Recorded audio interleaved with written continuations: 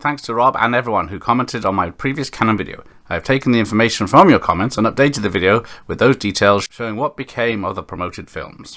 In a world where a film studio promotes films that are just an idea on a napkin, IBC is proud to announce Canon Films' upcoming releases for 1986 and 1987. Christmas Eve on IBC. You'll love it.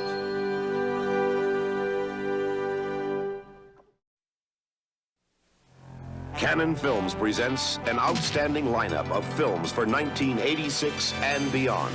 Major filmmakers, major stars, major motion pictures. Next, Sylvester Stallone hits the road in an 18-wheeler and heads out to become a world-class champion.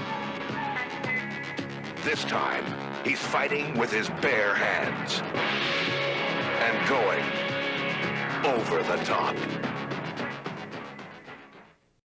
Over the Top was released in 1987, but wasn't the hit that Canon expected. Also, please note they did use the Blade Runner score for the promo. Dustin Hoffman, the Academy Award-winning star of Kramer vs. Kramer and Tootsie, creates his most powerful portrayal as Joseph LaBrava, an ex-CIA agent trying to live in peace while the mob prepares for war in the streets of South Miami. From the hottest novelist in America, Elmore Leonard, Dustin Hoffman stars in La Brava. La Brava was never made. Dustin Hoffman dropped out of the project. Author Elmore Leonard turned his frustrations with the experience into the book Get Shorty. Also, notice the excellent use of the First Blood theme.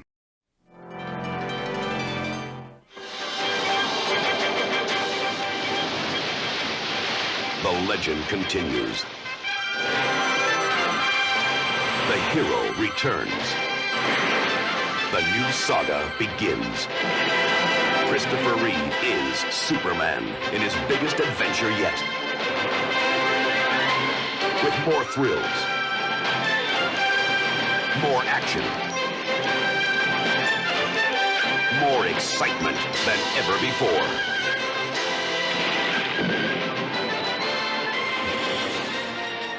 Christopher Reeve returns as Superman in Superman 4, his biggest adventure yet.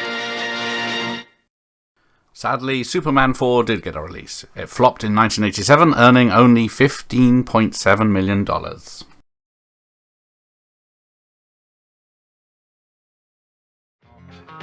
John Travolta. In Saturday Night Fever, he became an overnight sensation. In Grease, he became an international star. In Urban Cowboy, he changed the look of America.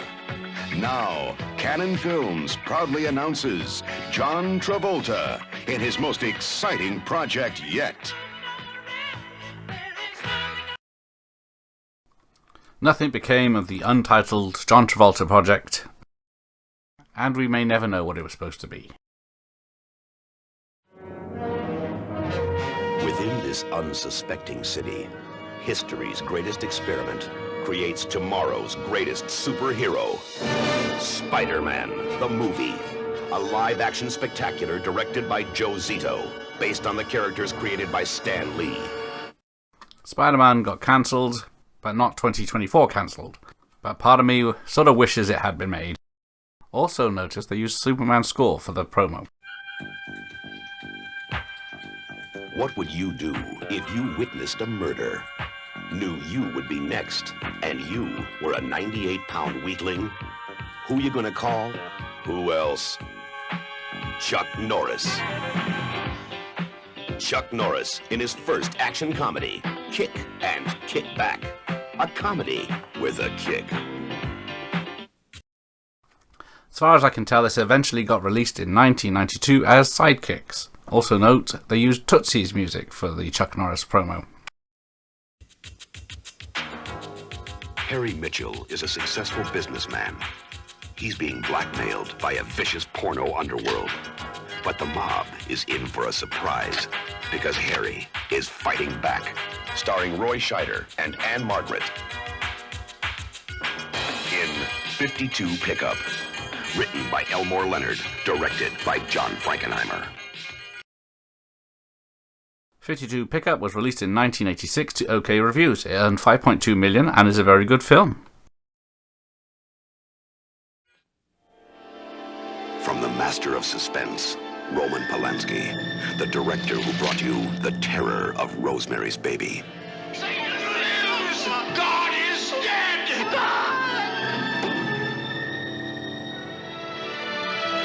The Passion of Tess.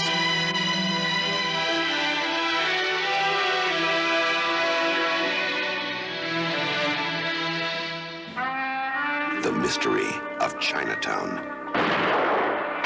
Forget it, Jake. It's Chinatown. Now brings you a spellbinding new film for Canon.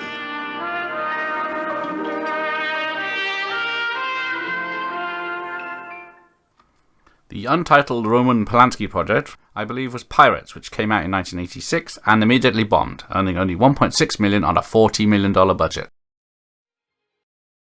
The fantasy characters that started it all. The biggest selling toy product ever created. The most successful TV cartoon series. Masters of the Universe. Now takes a giant leap forward into a live-action motion picture. Starring the sensation of Rocky IV. Dolph Lundgren in the live-action adventure Masters of the Universe. The fantasy becomes a reality. Masters of the Universe came out in 1987. It earned $17.3 million, the most of any movie on this list, and they used the music for the never-ending story for this promo. In a mysterious, sleepy town, hidden by the Rocky Mountains of Colorado, the ladies are keeping house and hiding a most extraordinary secret. Housekeeping, starring Diane Keaton. From Bill Forsyth, director of local hero, Housekeeping. Housekeeping was released in 1987, but it only made $1.1 million.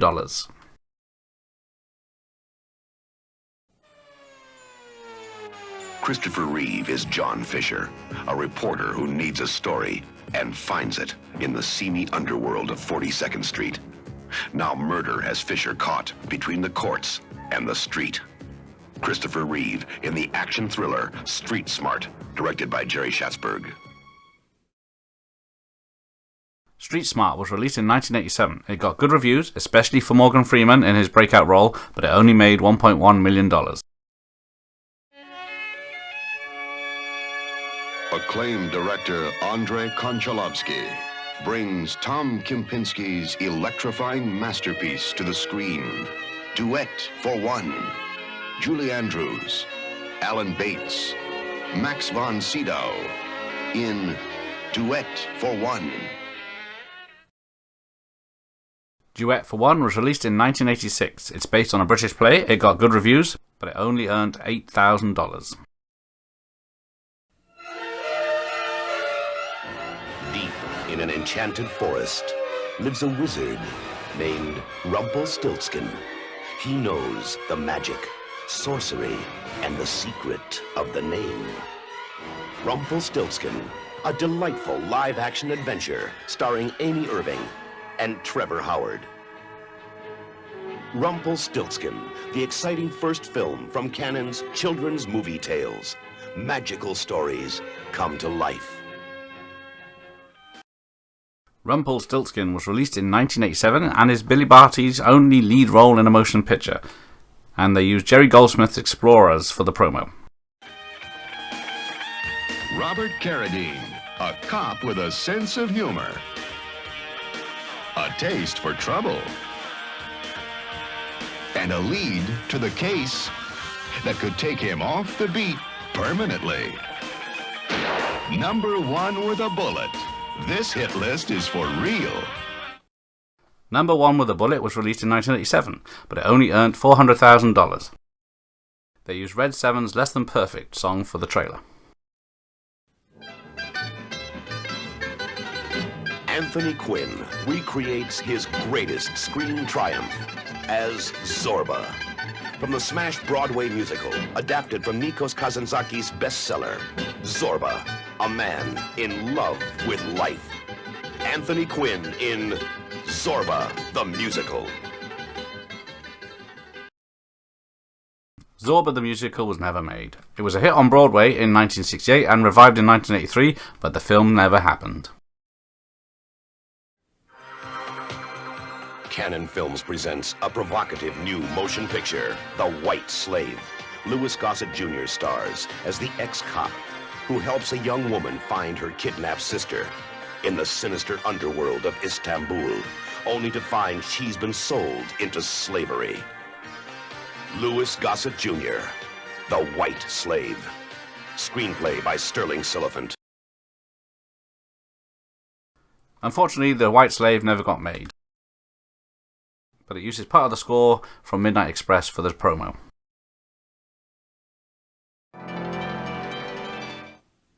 It's a journey to a world you've always known, but a universe you've never seen, where the unfamiliar and the unimaginable lie waiting for discovery. It's an adventure of indescribable wonder, and it begins just below your feet. Journey to the Center of the Earth. Directed by Rusty Lemarand. Journey to the Center of the Earth was released in 1989. Albert Pyun finished directing on it, but it's awful apparently. 10 years ago, audiences across America were horrified by the brutality of a faceless killer.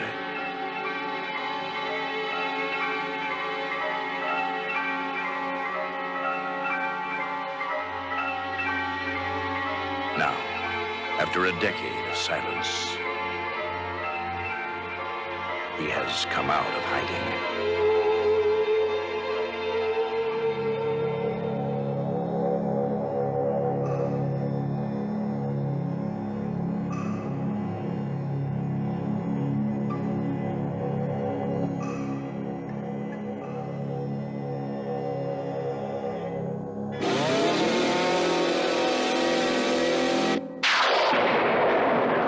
Texas Chainsaw Massacre 2. Texas Chainsaw Massacre 2 was released in 1986. It earned $8 million at the box office, but it was banned in the UK for a while, but is now a cult classic. He's learned the ancient ways. He's mastered the supreme martial arts. Now, he's ready to stop the largest underworld gamble ever devised. Michael Dudikoff returns as the American Ninja in American Ninja 2. American Ninja 2, directed by my great mate Sam Furstenberg, was released in 1987. It's subtitled The Confrontation. It earned $4 million at the box office. America's favorite superhero explodes onto the screen, waging a war on today's criminals. Canon Films presents a live-action version of Captain America, directed by Michael Winner. Captain America, directed by Albert Pyun, unfortunately, and not Michael Winner, when Menahem Golan produced it under his 21st Century Film Corps Studios. It had a limited theatrical release and was straight to video in most countries. The promo uses the music score from The Last Starfighter. Tim Madden woke up with a gruesome hangover, bloodstains in his car, and a woman's corpse in his yard. He's looking for the truth, and the truth just might get him killed. Tough Guys Don't Dance, written and directed by acclaimed author Norman Mailer, based on his brutal bestseller. Oh God, oh man! Tough Guys Don't Dance was released in 1987. Norman Mailer directed it, based on his book. It earned $343,000 on a $5 to $10 million budget. Jerry Goldsmith's Explorers is used in the promo. Francis Coppola and George Lucas present an exciting new film from the director of Koyaanisqatsi, an astonishing visual extravaganza. Now, director Godfrey Reggio brings his creative genius to North, South. A dazzling look into two worlds touching, North, South. A struggle for mystery or mastery. North, South. is the world in progress. North, South is the world we will shape. Godfrey Reggio, in collaboration with composer Philip Glass, bring you North, South. Presented by Francis Coppola and George Lucas. North South was released in 1988 as Pau Akwatsi, earning only $500,000. King Lear, Shakespeare's immortal classic, in a modern version by acclaimed author Norman Mailer. King Lear. From the premier director of France, Jean-Luc Godard, comes the timeless story of loyalty, corruption, and power. King Lear. King Lear, released in 1987, is directed by Jean-Luc Godard and based not at all on Shakespeare's play. It earned $60,000. Hey, Joe. In 1969, Joe told the world what he thought about the youth movement. You're getting away with murder. Sex, drugs, pissing on America, fucking up the music. Then Joe became involved in it. He just beat the world speed record. Later that same year, Joe was convicted for the killing of 8 youths in upstate New York. There's only one way out now. Clean. That means everybody. Now, in 1985, Joe has been released from prison. The times have changed, but the man hasn't. Citizen Joe, he's back. Citizen Joe, Canon promised a sequel to the original Joe as early as 1980, called Joe 2, but it was never made. Meet Too Much, the most revolutionary robot ever built. Everyone wants it, but he has a mind of his own. Too Much, a high-tech fairy tale, starring Bridget Anderson. Too Much was released in 1987. It was filmed in Japan with mostly a Japanese cast, and it's about a little girl and her robot.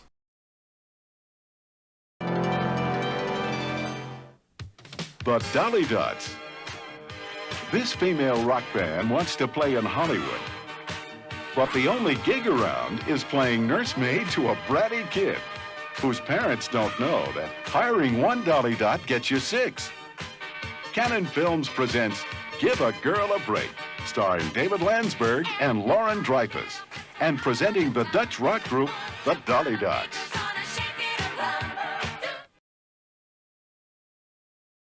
Give a Girl a Break was released as Dutch Treat in 1987.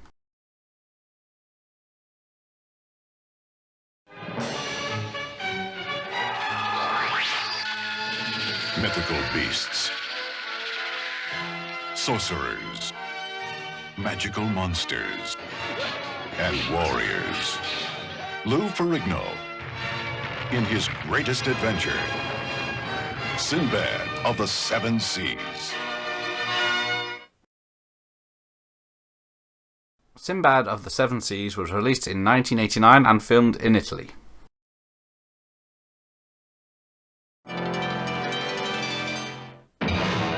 Huge, green, and hot-tempered. He emerged from the depths of Lake Erie, eating everything in sight. He made you melt just being near him. It ate Cleveland, a man-eater, and a lady-killer. It Ate Cleveland, intended as a spoof, was originally titled Godzilla vs. Cleveland. It was never made, but it might come out as an audio script soon. Alistair MacLean's classic novel of high adventure, River of Death. John Hamilton, soldier of fortune, on the mission of his life. He's discovered a legendary city and uncovered a war zone across the River of Death. Directed by J. Lee Thompson. River of Death was released in 1989. The director was later fined for shooting in South Africa.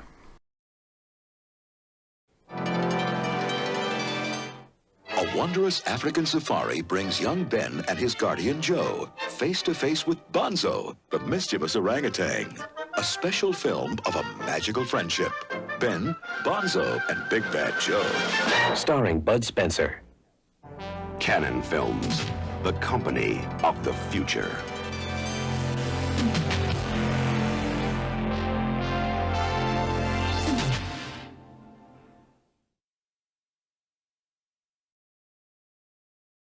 Ben, Bonzo, and Big Bad Joe was released in 1988 as Going Bananas.